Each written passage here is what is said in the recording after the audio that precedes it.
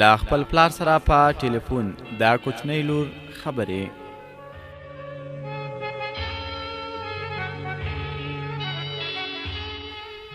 سلام پلار جانا، څنګه یې؟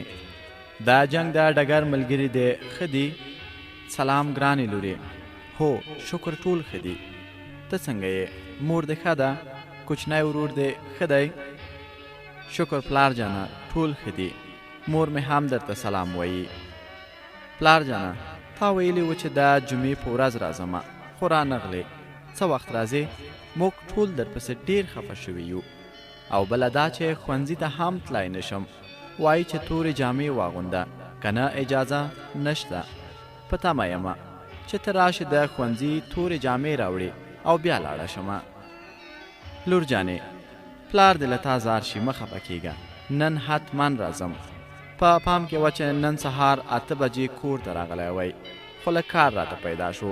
دا دی د جمعې تر لمانځه وروسته حرکت کوم او درځم. لور جانې تا ته به ښایسته د ښوونځي جامې هم راوړم، خو ته د درسونه وایه. سمه ده ګرانې لورې؟ سمه ده پلار جانه، په خیر راشې. زه مورجانه دادا او ادې ټول ستاسو په تمه یو. شپې ته وریجې پخوو، اما موږ وبخه پلار جانه چې پیسې کور کې خلاصې شوي او قصاب هم غوښه قرض را نه کړه. لور جانې ستا له خوږې او مینه ناکې ژبې زار شم. دا چې ته له خپل کوچني ورور سره ښه اوسې دا ماته هر څه دي.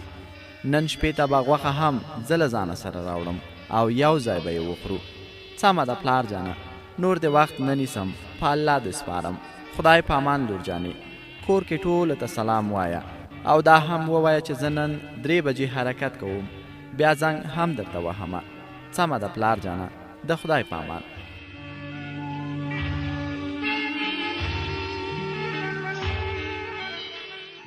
مور جانې، مورې، اے مور جانې، لور جانې.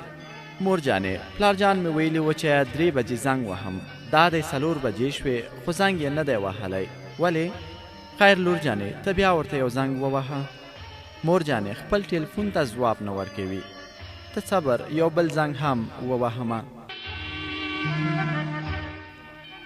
بلې بلې پلار جانه څنګه یې؟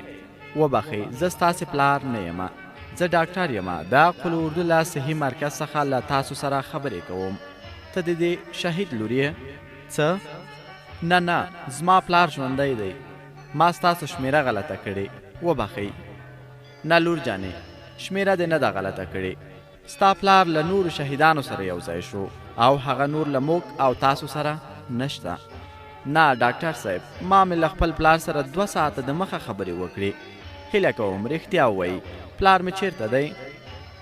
وبخئ ستاسې پلار شهید شوی دی او اوس په شفاخانه کې دی. خدای په امان. پلار جانه، وا پلار جانه زه کالی نه غواړم.